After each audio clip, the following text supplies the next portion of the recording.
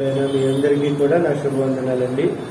ఈ సమయంలో మన సొంత బైబిల్ గ్రంథము చేతపట్టుకుని బైబిల్ పల్లవి పాడుకుందాం. ఎంత అద్భుత ధనము అనంత దైవవరము అనే పల్లవి పాడుకుందాం.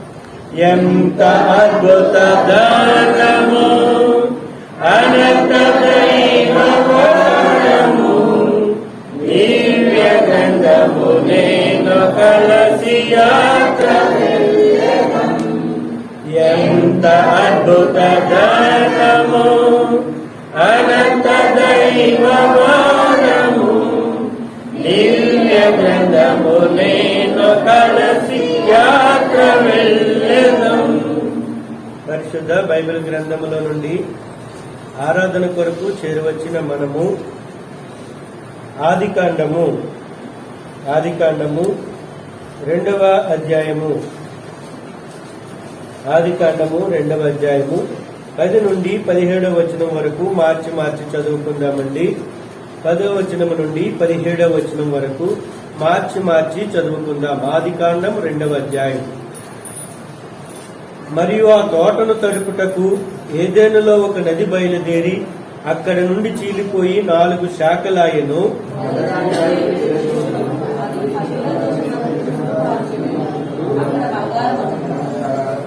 ఆ దేశపు బంగారము శ్రేష్టమైనది, అక్కడ బోళమును గోమేధికములను దొరుకును.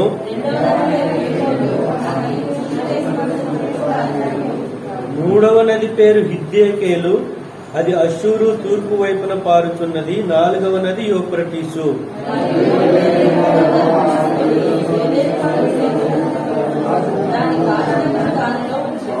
మరియు దేవుడైన యెహోవా, ఈ తోటలోనున్న ప్రతి వృక్ష ఫలములను నీవు నిరభ్యంతరముగా తినవచ్చును.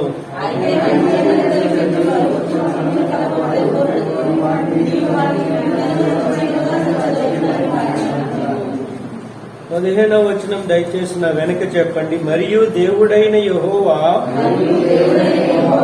నరుని తీసుకొని ఏదెను తోటను సేద్యపరచుటకును దానిని ఆచుటకును దానిలో ఉంచెను. ప్రభు సహాయార్థమై చిన్న ప్రార్థన చేసుకుందాం. ప్రేమ గల తండ్రి, నమ్మకమైన మా దేవా, పరిశుద్ధుడా, మీకు వందనాలు. మీ కృపను మీ దయను మాకు అపారముగా అనుగ్రహిస్తూ వచ్చినందుకు స్తోత్రాలు. మీ శాశ్వతమైన ప్రేమలో మమ్మల్ని జ్ఞాపకం చేసుకున్నందుకు మీకు స్తోత్రాలు. మీ అనుదిన నూతన వాత్సల్యమును ఆయన జ్ఞాపకం చేసుకుని మమ్మల్ని సజీవు లెక్కన ఉంచినందుకు మీకు స్తోత్రాలు. ఈ 8వ మాసములో 8వ దినము మాకు ప్రభు పునరుద్ధాన దినముగా ఇచ్చినందుకు మీకు స్తోత్రాలు. సియోను గీతముల ద్వారా నిన్ను గణపరుచుకునే భాగ్యము మాకు అనుగ్రహించినందుకు మీకు స్తోత్రాలు. ఆత్మైన మిమ్మల్ని ఆత్మతో సత్యముతో ఆరాధించుటకు ముందుగా పరిశుద్ధ గ్రంథములోని ఆదికాండములోని 2వ అధ్యాయములో 7 వచనాలు చదువుకునే భాగ్యం ఇచ్చినందుకు వందనాలు. చదవబడిన వచనముల ద్వారా నాతో మాతో మాట్లాడుతూ రమ్మని, మిమ్మల్ని ఆరాధించుటకు కావలసిన గురుకొలుపును మాకు ఇమ్మని, ఈ సమయమును ఆశీర్వాదకరముగా ఉంచమని మమ్మలను మీకు అప్పగించుకుంటూ మీ కలుగురు శిలువ రక్తదారులను ఆశ్రయిస్తూ నిలబడుతున్న నీ దాసుడు ఎన్నిక లేని వాడు అజ్ఞాని అవివేక ఎంపుటగా దాసుని మరుగుపరిచి శిలువ రక్తముతో శుద్ధి చేసి శిలువ చాటున ఈ దాసుని దాచి ఈ దాసుని బోరు ద్వారా మీరుగా నాతోనూ మాతోనూ మాట్లాడమని నీకే మహిమను ఆరోపిస్తూ శిలువ రక్త ప్రోక్షణ కిందికి మమ్మల్ని అందరినీ తెచ్చుకుంటూ మా ప్రియ ప్రభు అయిన యేసుక్రీస్తు వారి పేరట కృతజ్ఞతాస్తుతులను చెల్లించి ప్రార్థించి బ్రతిమాలి వేడుకొనుచున్నాము తండ్రి. ఆమేన్.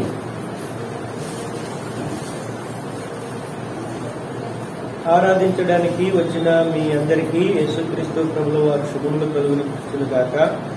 ప్రియులారా, మరి గత దినాలలో మనం జ్ఞాపకం చేసుకుంటూ వచ్చినాం, దేవుడు మీకు తోడయుండును గాక అని ప్రతి ఒక్కరూ ఒకరితో ఒకరు చెప్పుకోవాలని, అలాగే మీ గృహాల దగ్గర వెలుపటికి వెళ్లే మీ భర్తలతో కానీ మీ బిడ్డలతో కానీ ఆ మాట అంటూ ఉండాలి అని చెప్పినారు. ఎంతమంది దానిని అభ్యాసం చేస్తూ వచ్చినారు? మేము మా బిడ్డలను అలాగే అంటున్నాం, మా భర్తలను అలాగే అంటున్నాం అన్నవారు ఎంతమంది? మరి దయచేసి నేటి నుండి అయినా మొదలు పెట్టండి. ఇంకా చాలా మంది లేరు. దేవుడు నీకు తోడయ్యుండును గాక అని ఒక మాట వారిని అనండి. వారు కూడా వెంటనే ఏమంటారంటే, దేవుడు నిన్ను ఆశీర్వదించి నీకు నువ్వు తోడయ్యుండును గాక. కాబట్టి మనము ఆ రీతిగా ముందుకు కొనసాగాలి. అంతేకాకుండా ప్రియులారా, ఆరాధించడానికి ముందుగా మనం చదువుకున్న లేఖన భాగము దగ్గరకు వద్దాం. 10వ వచనము నుండి మనం 17వ వచనము దాకా చదువుకుంటూ వచ్చినాం. గత దినాలలో ఈ వచనాలతో బట్టి ప్రభుల వారిని ఆరాధిస్తూ వచ్చినాం. తండ్రి అయిన దేవుడు ఆదాముకు హవ్వకు తోటనిచ్చినాడు. తోటలో ఒక నదినిచ్చినాడు, 4 శాఖలనిచ్చినాడు. ప్రభువైన యేసుక్రీస్తు వారు రక్తముతో కొన్నట్టి సంఘములో మనలను ఉంచినందుకు స్తుతిస్తూ వచ్చినాం. జీవవాక్యం అనే నదినిచ్చినందుకు ఆయనను స్తుతిస్తూ వచ్చినాం.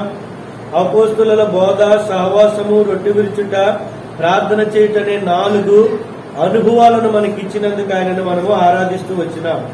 ఈ దిన పరిచర్య కొరకు, ఆరాధన కొరకు 15వ వచనాన్ని మనం చదువుకుందాం. 15వ వచనం. మరియు దేవుడైన యెహోవా నరుని తీసుకొని ఏదేను తోటను సేద్యపరచుటకును దాని కాచుటకును దానిలో ఉంచెను. ఇప్పుడు దేవాది దేవుడు ఆ ఏదేనులో ఆదాము అవ్వలకు ఏమిచ్చినాడయ్యా అని చూస్తే తోటను సేద్యము చేసే భాగ్యం ఇచ్చినాడు. వ్యవసాయం చేయమని, ఆ తోటకు నీరు పెట్టమని, నదులున్నాయి కాబట్టి నదులలో నుండి నీళ్లు దానికి పారింప చేయాలా, ఆ మొక్కలు లేదా ఆ చెట్లు శుభ్రముగా ఉండేలాగా చూడాలా, అవి ఎదిగేలాగా చూడాలా, అవి ఫలించేలాగా చూడాలా, అవి అభివృద్ధి చెందేలాగా చూడాలి. కాబట్టి ఏదేనులో ఆదాము అవ్వలకు ఆయన ఇచ్చినది ఏంటంటే పనినిచ్చినాడు.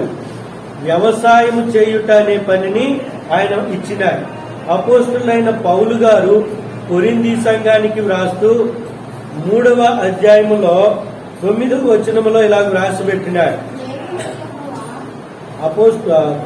కొరింథీలకు రాసిన మొదటి పత్రిక 3వ అధ్యాయము 9వ వచనం. అమ్మ చదవండి. మేము దేవుని జత పనివారమై ఉన్నాము, మీరు దేవుని వ్యవసాయమును దేవుని గృహమునై ఉన్నారు. అనగా చాలండి, దేవుని వ్యవసాయము, దేవుని గృహము. అక్కడ ఏదేనులో ఏమిచ్చినాడు? వారికి వ్యవసాయం చేసే పని ఇచ్చినాడు. ఇక్కడ దేవుని యొక్క ఇంటిలో అనగా జీవము కలిగిన దేవుని సంఘములో మనమే దేవునికి ఏమై ఉన్నామంట? వ్యవసాయం అయి ఉన్నాం. అందుకే దేవాది దేవుడు కుమారుడైన యేసుక్రీస్తు ప్రభుల వారి యోహాను సువార్త 15వ అధ్యాయములో నేను నిజమైన ద్రాక్షావల్లిని, నా తండ్రి వ్యవసాయకుడు అంటాడు. మరి మనమెవరము? ద్రాక్ష తీగలము అని చెప్పినాడు. అయితే ఇక్కడ యేసు ప్రభుల వారేమో తనను తానే ఒక ద్రాక్ష వల్లితో పోల్చుకుంటే, మరి మనమెవరమై ఉన్నాము? మనము కూడా కీర్తనల గ్రంథము 1వ అధ్యాయములో అతడు నీటి కాలువల వారన నాటబడిన చెట్టు వలె ఉండునన్నాడు. కాబట్టి మనందరినీ కూడా దేవుని యొక్క తోటలో అనగా సంఘములో వృక్షములుగా చేసినాడు. ఒక్కొక్కరిని ఒక్కొక్క ఫలించే చెట్టుగా, సుగంధమునిచ్చే చెట్టుగా, ఫలభరితమైనటువంటి చెట్లుగా మనందరినీ దేవుడు తన తోటలో పెట్టినాడు. మనము లూకాసు వార్తలో చదువుతాము, ద్రాక్ష తోటలో ఉండిన అంజూరపు చెట్టు కొరకు. ద్రాక్ష వనములో ఏముందంట? అంజూరపు చెట్టు. ద్రాక్ష వనం అంతా ఎవరంటే ఇశ్రాయేలు ప్రజలు. అంజూరపు చెట్టు అంటే అన్యులమైన మనమే. కాబట్టి మనలని ఆయన దేనితో పోల్చినాడు? చెట్టుతో పోల్చినాడు. అయితే ఈ చెట్లమైన మనము ఒక పనిని కలిగి ఉండాలంటున్నాడు. చెట్టుని అక్కడ పెట్టడమే కాకుండా ఆ చెట్టుకి ఆయన ఏమిస్తున్నాడు అంటే పనిని కూడా ఇచ్చినాడు. నీవు ఫలించాలి, నీతో పాటు పక్కనున్న చెట్లు కూడా ఫలించేటట్లుగా చెయ్యాలి. నీవు ఆరాధించాలి, నీతో పాటు పక్కనున్న వారు ఆరాధించేటట్లు చెయ్యాలి. నీవు ప్రార్థనకు రావాలి, నీతో పాటు నీ ప్రక్కనున్న వారు ప్రార్థనకు తీసుకుని రావాలి. నీవు బైబిల్ పరిశుద్ధ గ్రంథము చదవాలి, నీతో పాటు నీ ప్రక్కనున్న వారు, నీ ఇంటి వారిని కూడా ఏం చేయాలి? పరిశుద్ధ గ్రంథం చదివేటట్లు చేయాలి. ఆదాముకి ఏదేనులో వ్యవసాయం అనే పని ఎలా ఉందో, జీవము కలిగిన దేవుని సంఘములో నీకు నాకు కూడా పనిని ఇచ్చినాడు. సంఘములో చేర్చుకున్నాడు, జీవనదిని ఇచ్చినాడు, 4 అనుభవాలు ఇచ్చినాడు. అంతేకాకుండా నీకు నాకు కూడా ఆయన దేవుని ఇంట్లో ఏమిచ్చినాడు? పనినిచ్చినాడు. అయితే మేమందరం ఇప్పుడు మా ఇంటికాడ పని మానేసి దేవుని ఇంటికాడ పని చెయ్యాలా? మీ ఇంటికాడ పని చేసుకోవాలి, దేవుని ఇంటిలో పని కూడా చేయాలి. దేవుని ఇంటిలో పని ఏమిటి? ప్రార్థన చేయడము అనేది ఒక పని, ఆరాధించడము అనేది ఒక పని. నీవు ఆరాధిస్తూ ప్రక్కవారు ఆరాధించకుండా ఉంటుంటే వారిని ఆరాధనకు పురుకొల్పాలి. వారు ఒకవేళ ప్రార్థన చేస్తూ ఉంటారు, అనగా ఆఖరిని వేడుకుంటున్నామంటే వారితో నువ్వు చెప్పాలి. అలా కాదు, ఆఖరుగా నువ్వు చెప్పవలసిన మాట, యేసుక్రీస్తు ప్రభు నామములో సమర్పిస్తున్నాను తండ్రి, ఇది ఆరాధన. వేడుకుంటున్నాను తండ్రి, అది ప్రార్థన. అప్పుడు నువ్వేం చేస్తున్నావంటే నీ ప్రక్కనున్న చెట్టుకు కూడా ఫలించే అనుభవాన్ని నేర్పుతున్నావు. కొన్ని చెట్లు ఎండిపోతూ ఉంటాయి, కొన్ని చెట్లు బలహీనంగా ఉంటాయి, కొన్ని చెట్లు పూత పూసి రాలిపోయేవిగా ఉంటాయి, కొన్ని చెట్లు పూత పూసి కాయ దశకు వచ్చాక కూడా ఆ కాయలు పరిపక్వము చెందవు. అంటే కొందరేమో మందిరానికి వస్తారు గాని వారు వాక్యాన్ని చదవరు. కొందరు మందిరానికి వచ్చిన వారు కుటుంబ ప్రార్థన అనేది ఇళ్ల దగ్గర ఉండని కారణంగా మందిరంలో కూడా ఏం చేయరు? ప్రార్థన చేయలేరు. ప్రార్థన చెయ్యండి అని ఎవరినైనా అంటే 2 ముక్కలు ప్రార్థన చేసి వదిలేస్తారు. ప్రార్థన అనగానే ముందు దేవుణ్ణి స్తుతించాలా, తర్వాత పాపాన్ని ఒప్పుకోవాలా, ఆ తర్వాత చెప్పబడిన అంశము కొరకు ప్రార్థన చెయ్యాలా అనే ప్రార్థన అలవాటు రావాలి. అందుకొరకే ప్రార్థన చెయ్యండి అంట. ఎంత కాలమును బట్టి దేవుని ఇంటిలో ఉన్న ప్రార్థన రాలేదు అంటే ఆ చెట్టు ఎలా ఉండిపోయింది? నీరు తగలని చెట్టులాగా, నీడ పట్టు నుండిన చెట్టులాగా ఉండిపోయింది. ఇప్పుడు ఆ చెట్టు కొరకు పక్కనున్న చెట్టు ఏం చెయ్యాలా? పక్కనున్న విశ్వాసం ఏం చెయ్యాలా? పని ఉంది నీకు. నీవు కూడా ఆ చెట్టు కొరకు పని చెయ్యాలా. ఆ పని మీది కదా అన్న. ఆ పని ఎవరిదంట? దేవుని దాసులదే కదా అన్న. అక్కడ ఏం చెప్పినాడంటే ఆదాము అవ్వలకి సేద్యము చేసే పనినిచ్చినాడు. ఇక్కడ అపోస్తులైన పౌలు ఏమంటున్నాడంటే మేము దేవుని జత పనివారమై ఉన్నాం, అంటే మేము వ్యవసాయం చేస్తాం.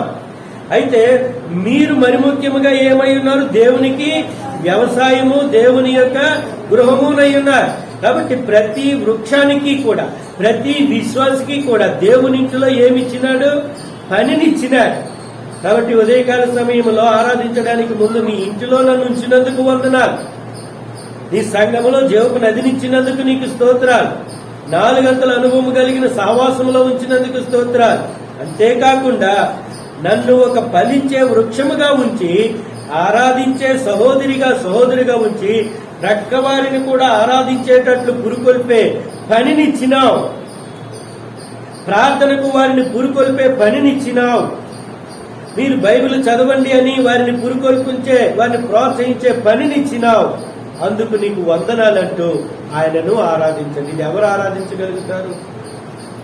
ఎవరైతే పక్క వారిని నువ్వు ఆరాధించని పురుకొల్పుతారో, ప్రార్థనకి వెళుతున్నాను రా అని తీసుకొస్తారో, నేను ప్రార్థన చేస్తాను నువ్వు కూడా ప్రార్థన చేయన తరువాతని గొలుసు ప్రార్థనలో, ఉపవాస ప్రార్థనలో, ప్రార్థన కొరకు ఇంటి దగ్గర ఎవరినైతే ప్రోత్సహిస్తారో వారు ఆరాధిస్తారు. ఈ ఆరాధన ఏ ఆరాధన అవుతుంది?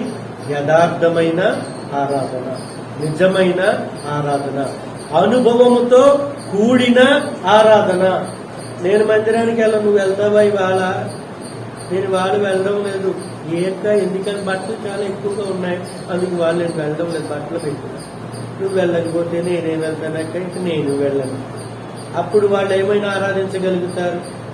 వారు ఏమని దేవుని స్తుతించగలుగుతారు?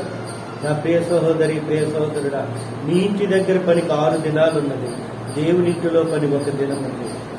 ప్రతి ఆదివారము దేవుని ఇంటిలో మనకు పని ఉంది.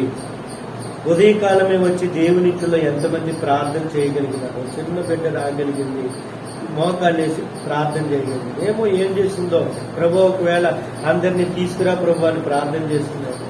ప్రభు మాతో మాట్లాడని ప్రార్థన చేస్తున్నాడు. ఆ బిడ్డకి ఇవ్వబడిన పని ఆ బిడ్డ చేసేసింది. నీకు ఇచ్చిన పని ఏం చేసినావు? నీకు నాకు కూడా దేవుడి ఇంట్లో పనినిచ్చినాడు. ప్రభు ఆరాధనకు ముందు రాలేకపోయాను, కానీ ఆరాధించే పనినిచ్చినావు, నీకు వందనాలయ్యా. ఇంతవరకు నా ప్రక్క వారిని నేను పురుకొల్పలేదయ్యా, ప్రోత్సహించలేదయ్యా. నాకు పనినిచ్చినావు కాబట్టి ముందు నా ఇంటిలో వారితో మొదలు పెడతా. నా ఇంటిలో వారికి ఆరాధన చేయడం నేర్పిస్తా. తర్వాత నా ప్రక్కన కూర్చున్న వారిని నేను ప్రోత్సహిస్తా. నాకు పనినిచ్చినావు, నీకు వందనాలంటూ ఆయన ఆరాధించుకున్నాను. అలాగున మరి మొట్టమొదటిగా 15వ అధ్యాయంలో నరుణ్ణి తీసుకొని చదవండి మాట. 2వ అధ్యాయం 15వ వచనం. మరియు దేవుడైన యెహోవా నరుని తీసుకొని ఏదైనా తోటను సేద్యపరచుటకును దాని కాచుటకును దానిలో ఉంచెను. ప్రియులారా, ఒకటి పని చెయ్యాలా, రెండోది ఏం చెయ్యాలంట? కాపుదల కూడా కాయాలి. కాపుదల కాయాలి అంటే వారికి మనము హోమ్ గార్డు లాగా ఉండాలా, సెక్యూరిటీ గార్డు లాగా ఉండాలా, లేకపోతే వాళ్ళకు ఒక గూర్ఖా లాగా మనం ఉండి వాళ్ళని నైటు పగలు కాపుదల కాస్తూ ఉండాలా? అది కాదు. వారు చదువుతున్నారో లేదో, ప్రార్థిస్తున్నారో లేదో, ఆరాధిస్తున్నారో లేదో, మందిరానికి క్రమంగా వస్తున్నారో లేదో, నీ ప్రక్కనున్న వారి కొరకు నువ్వు పట్టించుకుంటే చాలు. నీ ప్రక్కన కూర్చునే వారి కొరకు, నీతో పాటు బలలో చెయ్యి వేసే వారి కొరకు నీవు కలిగి ఉంటే అదే నీవు కాచే కాపుదల. నాదేదో నేను చూసుకుంటాను కదండి, నా మట్టుకు నేను ఆరాధన చేసుకుంటా, నా మట్టుకు నా కుటుంబాన్ని చూసుకుంటాను, నేను ఎవరి కొరకు పట్టించుకోనంటే నీకు ఇచ్చిన పని చెయ్యవు, నీకు ఇచ్చిన కాపుదల కాదు. మరి ఆయన ఎలాగ నీకు జీతం ఇస్తాడు? ప్రియ సహోదరుడా, ప్రియ సహోదరి, ఆరాధించడానికి ముందుగా ఆయన నీకు పనినిచ్చినాడు. ఒకటి సేద్యము, వ్యవసాయం చేసే పని ఇచ్చినాడు. రెండోది కాచే పనిని ఇచ్చినాడు. అందును బట్టి దేవుని స్తుతించు. రెండవదిగా చూద్దాం. రెండవదిగా 16వ వచనములో, మరియు దేవుడైన యెహోవా ఈ తోటలోనున్న ప్రతి వృక్ష ఫలములను నువ్వు నిరభ్యంతరముగా తినవచ్చును. అయితే మంచి చెడ్డ తెలివినిచ్చు వృక్ష ఫలములను తినకూడదు. నీవు వాటిని తినుదినమున నిశ్చయముగా చచ్చదవని. కాబట్టి ఇక్కడ రెండవ తలంపు ఏమిటంటే, ప్రియులారా, ప్రతి వృక్ష ఫలములను నీవు నిరభ్యంతరంగా తినవచ్చును. అంటే ప్రతి విశ్వాసితోనూ నీవు, నేను, అన్న, అక్క అనే ఒక పవిత్రమైన సంబంధాన్ని కలిగి ఉండాలా. ప్రతి విశ్వాసి గురించి నీవు ఎరిగి ఉండాలా. మందిరంలో ఎంతమంది విశ్వాసులు ఉన్నారో వారందరి పేర్లు నువ్వు ఎరిగి ఉండాలా. వారందరి కుటుంబాల గురించి నువ్వు ఎరిగి ఉండాలా. వారి కుటుంబాల్లో ఉన్న ప్రతి పరిస్థితి నువ్వు ఎరిగి ఉండాలా. అది ఫలములు భుజించుటంటే. ఆ అక్క కుటుంబం ఇలా ఉంది, ఆ అన్న కుటుంబం ఇలా ఉంది, వారి కుటుంబంలో ఇబ్బందులు ఉన్నాయి, వారి కుటుంబంలో శ్రమ ఉంది అని నువ్వు ఎరిగి ఉండి ప్రతి కుటుంబముతోనూ పవిత్రమైన సంబంధం, అన్న, అక్క, పెద్ద వయసు కలిగిన వారిని తల్లి, తండ్రి, ఇట్టి సంబంధాన్ని కలిగి ఉండి ఆ ప్రతి ఇంటిలోనూ కూడా నీ పాలిభాగం అంటే నీ పని కలిగి ఉండాలి. భుజించడము అంటే నీవు నేను వెళ్ళి వారి ఇంటిలోనివేవో భుజించడము కాదు, గాని అక్కడ నీకు నాకు కూడా ప్రతి ఇంటితోనూ ప్రతి విశ్వాసితోనూ సంబంధాన్ని ఇచ్చినాడు. అసలు ఏ విశ్వాసి కొరకైనా సంబంధ బాంధవ్యం కలిగి ఉన్నావా? ఏ కుటుంబముతోటైనా నీకు సంబంధం ఉండినదా? ఏ ఒక్క విశ్వాసైనా మందిరానికి రాకపోతే వారి కొరకు వారి ఇంటికి వెళ్ళిన అనుభవం నీ జీవితంలో ఉందా? కొందరు సహోదరుల మధ్య, అన్న ఆ అక్క రావడం లేదేంటన్నా అని. అమ్మ, నేను తిరిగినాను, చాలా కాలం వెళ్ళినాను, ఆమె వెళ్ళిన ప్రతిసారి ఏదో చెబుతుందమ్మా అంటే, సరే అన్న మేము వెళ్ళమంటారు. అంటే మీరు వెళ్ళడం చాలా మంచిదమ్మా, వెళ్ళండి అంటే వాళ్ళు శుక్రవారాలు వెళ్ళారు, శనివారాలు వెళ్ళారు, ఆదివారం మందిరానికి వచ్చే ముందు కూడా వెళ్ళినారు. అలాగిన వాళ్ళు వెళ్ళి వెళ్ళి వెళ్ళి ఎలాగోలాగున ఈ పరిశుద్ధులు వెళ్ళబట్ట ఆ కుటుంబంలో ఏమొచ్చిందంటే మార్పు వచ్చింది. నా ప్రియులారా, అలాగున మీరు ఎవరైనా చేయగలుగుతున్నారా? నేను రావడమే కష్టంగా ఉంటే ఇంక నేనేం చేయగలను? మరి అక్కడ ఆయన అన్నాడు, ప్రతి వృక్ష ఫలములను నువ్వు నిరభ్యంతరంగా తినవచ్చు. సంఘములో ఉన్న ప్రతి విశ్వాసితోనూ నీకు నాకు పవిత్రమైన సంబంధం ఇచ్చిన. ఇక్కడ మేము ఇప్పుడైతే కనుక దేవునికి దాసునిగా, మీ అందరి పక్షముగా దేవుని ఎదుట ప్రార్థన చేసే సేవకునిగా ప్రతి విశ్వాసుని కొరకు ఎరిగి ఉంటున్నాం. ఇక్కడ ఉండి ఇలాగ అది దేవుడిచ్చిన పని. ఇక్కడ ఇలా ఉండక మునుపు అమలాపురములో బేతేలు ప్రార్థనా మందిరములో విశ్వాసిగా ఉండిన దినాలలో ప్రతి విశ్వాస కుటుంబముతోనూ మాకు సంబంధం ఉండేది. ప్రతి కుటుంబాన్ని మా ఇంటికి ఆహ్వానించేవాడు. ఏ కుటుంబమైనా దేవుని ఇంటిలో ఆదివారం కనబడకపోతే దాసుని కంటే ముందుగా నేను ఆ దేవుని దాసురాలు ఇప్పుడు ఆమె కలిపి వారింటికి వెళుతూ వచ్చేవాడు. ఎందుకు రావటం లేదో ఏంటో వాళ్ళ పరిస్థితి ఏంటో అవన్నీ కనుక్కొని వచ్చి అన్న ఫలానా అక్కడ రాలేదు కదా మొన్న ఆదివారం అని ఇలాగంటే అరే మంచి పని చేసేద్దాం, వెళ్ళామన్నా మంచి పని చేసినాం, ప్రార్థన చేసి వచ్చారా అన్న మేమైతే వాళ్ళతో మాట్లాడేసి వచ్చామన్నా, మీరు వెళ్ళి ప్రార్థన చేయండి. మేము ప్రార్థన చేసేవాళ్ళం, కానీ అన్న నువ్వు వెళ్ళి మీరు వెళ్ళి ప్రార్థన చేయాలన్నంటే సరే నేను ఇప్పుడే వెళుతున్నానని ఆ డ్యూటీ నుండి ఆయన గెజిటెడ్ ఆఫీసర్గా పనిచేసుకుంటూ సేవ చేసేవాడు. వెంటనే పరుగు పెట్టుకుని పోయేవాడు. నా ప్రియమైనటువంటి వాళ్ళరా, ప్రతి విశ్వాసి కుటుంబము ఈ దినానికి వారి పేర్లన్నీ మా హృదయాల్లో ఉన్నాయి. ఈ దినానికి ఈదరపల్లి బేతేలులో ఉండిన విశ్వాస కుటుంబాలను గురించి మేము ఎరిగి ఉన్నాం. వారితో మాకు సంబంధం ఉంది. వారి కుటుంబాల్లో ఉన్న పరిస్థితులతో మాకు సంబంధం ఉంది. నేనిప్పుడు ఇక్కడ ఉండిన ఈ సంఘంలో ఉండిన ప్రతి విశ్వాస కుటుంబంతో నాకు సంబంధం ఉండినది. మరి నీకు కూడా దేవుడు ఏమంటున్నాడంటే ప్రతి వృక్ష ఫలాన్ని నువ్వు తిను. నీకు ఉందా సంబంధం? విశ్వాసి, ఈ ఉదయకాల సమయంలో దేవాది దేవుడు నిన్ను వ్యవసాయంగా చేసుకున్నాడు. నీకు దేవునింటిలో పనినిచ్చినాడు. దేవునింటిలో ప్రతి వృక్షం యొక్క ఫలాలు తినే భాగ్యం నీకు నాకు ఇచ్చినాడు.